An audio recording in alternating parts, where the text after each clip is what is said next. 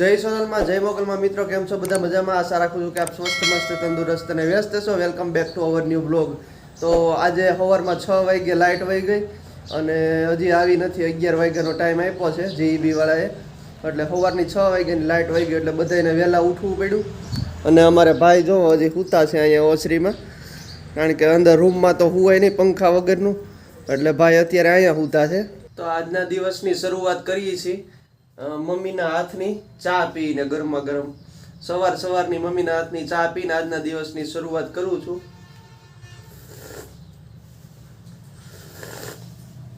મમ્મીના હાથની ચાની કઈ વાત ન થાય બહુ મસ્ત બનાવે છે પણ હું કઈ બે ટાઈમ પીતો નથી હું સવારમાં જ ખાલી પીવું છું બપોર પછી હું કઈ પીતો નથી અને બહુ ચા પીવી ન જોઈ જો કે પણ સવારમાં તો શિરામણ આરે આપણે પીએ એટલે થોડોક હાલે વાંધો નહીં એમ તો આજ 11 વાગે લાઇટ આવવાની છે એટલે ફોને ચાર્જિંગ નથી કર્યો એટલે એમનો વ્લોગ ઉતારું છું હવે જોઈએ બેટરી ક્યાં સુધી ટકે છે સાથ આપે ત્યાં સુધી વ્લોગ ચાલુ રાખીશ પછી બપોર પછી ઉતારી બીજું તો શું કરવું કારણ કે લાઇટ નથી તો બીજું તો શું થાય અને મમ્મી અત્યારમાં વાંચે છે પેપર મમ્મી બેન જય માતાજી જય મોગલમાં જય સોનલમાં જય મોગલ જય મોગલ કેમ છો મજામાં હા પેપર વાંચું છું શું છે આજના પેપરમાં ધરતી કપછો રાજકોટમાં રાજકોટમાં થયો લે હાલે બીજું બીજા નંબરમાં વરસાદની આગાહી છે હા વરસાદ ક્યાં 2 દિવસ છે આપણે શું વરસાદ થાય ગાજવી સાથે ક્યાં આપણે અમરેલી ભાવનગર પેપરમાં છે ઉનાળામાં વરસાદ થાય હા હા માવઠાની આગાહી તો મિત્રો આજે છે વૈશાખી અને ઉત્તર ગુજરાત અને પંજાબમાં વૈશાખીનો પર્વ ઉજવાય છે અને એક ઇતિહાસ મને યાદ આવી ગયો 13 એપ્રિલ 1919ના રોજ જલિયાવાલા બાગ આવ્યું ને એમાં હત્યાકાંડ થયો હતો આજના દિવસે વૈશાખીના દિવસે અને એમાં જનરલ ડાયરે ગોળીબાર અંધાધૂંધ કર્યો હતો અને એમાં ઘણા લોકો મૃત્યુ પામ્યા હતા તો મને યાદ આવી ગયું કે વૈશાખીના દિવસે થયું હતું વૈશાખીની તો ખબર જ હતી કે આ તહેવાર છે પંજાબનો પણ આજના દિવસે જલિયાવાલા બાગ હત્યાકાંડ પણ થયેલો 13 એપ્રિલ 1919ના રોજ તો મિત્રો ઘડિયાળમાં વાગી ગયા છે 11:30 અને જીઈબી વાળાએ કીધું હતું કે લાઇટ આવી જશે 11 વાગે પણ હજી સુધી લાઇટ આવી નથી 11:30 થઈ ગયા છે તો અત્યારે આ પંખો બંધ છે તો ગરમીનું કરવાનું હું એટલે ખાટ ઉપર રહી શકીએ છીએ અત્યારે તો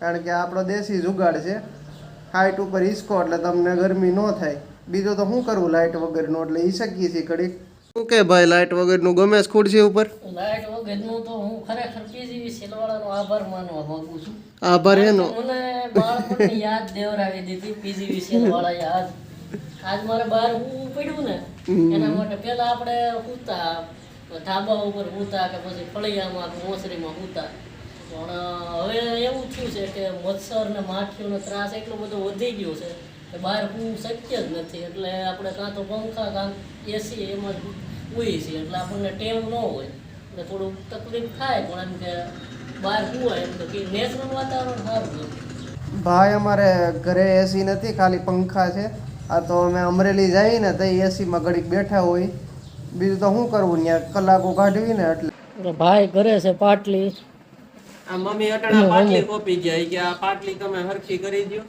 આનો પાયો હલે છે એટલે આ બધું કામ અટાણે ઉખેડવું છે અને બપોરનો જમવાનો ટાઈમ થઈ ગયો છે 1 વાગી ગયો છે અને સૌથી મોટી ખુશ ખબરીની વાત એ છે કે લાઇટ આવી ગઈ છે હા લાઈટ આવી ગઈ ભાઈ એ સાચી વાત છે ખુશીની વાત તો એ છે કેટલા વાગે આવી ખબર 12:30 આવી અટાણે પોણો થયો છે 11 વાગ્યાનો સમય આપ્યો ટાઈમ આપ્યો તો અને 12:30 આવી લાઈટ આવી ગઈ ને એને ફૂગાઈ હા અને આ પાટલીનું કામ અટાણે ઉખેડું છું આમાં હલવાઈ ગયું છે સ્ક્રૂ નીકળતો નથી એટલે અત્યારે કોશિશ કરું છું આમાંથી કાઢવાની આ બાજુ એ નથી નીકળતો ને ઓલી બાજુ એ નથી નીકળતો બે સાઈડ થી મમ્મી આવા કામ સોંપી દે શું કરવું પડે હવે અત્યારે સ્ક્રૂ કાઢું છું નીકળે તો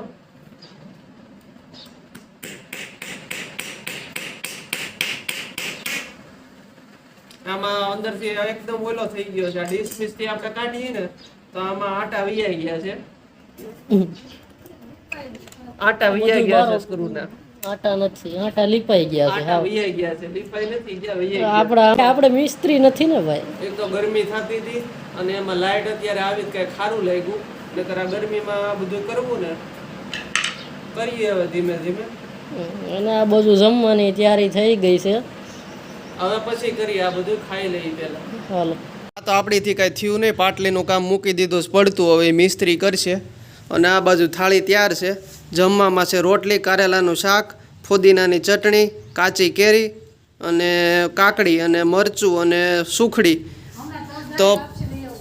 તો ભાઈ અત્યારે જમવાનો ટાઈમ થઈ ગયો છે અને મમ્મી અત્યારે કંઈક બીજું લઈ આવે છે. હું મમ્મી? બને છે ઓલી તલધારી લાપસી બનાવું છું. તલધારી લાપસી. હા તો લઈ આવો, કેટલી વાર છે? હા, એક થોડી વારમાં લાવું. તો હાલો હવે અત્યારે બપોરનો ટાઈમ થઈ ગયો છે, બપોરા કરી લે. આ મમ્મીએ બનાવી છે તલધારી લાપસી. હવે આને છે ને આવી રીતે કુકડીના શેપમાં બનાવી નાખવાનું. કેમ મમ્મી? હા, નાની ડીશમાં ખાવું છે. એની આગાહી કે ખાચી ન પડે. આજ જો વાતાવરણમાં એકદમ વાદળા આવી ગયા છે અને વરસાદની આગાહી આપી છે, એટલે કે ખાચી ન પડે એવું લાગે છે. વરસાદ આવે એવું. બોલો તો વરસાદ આવશે?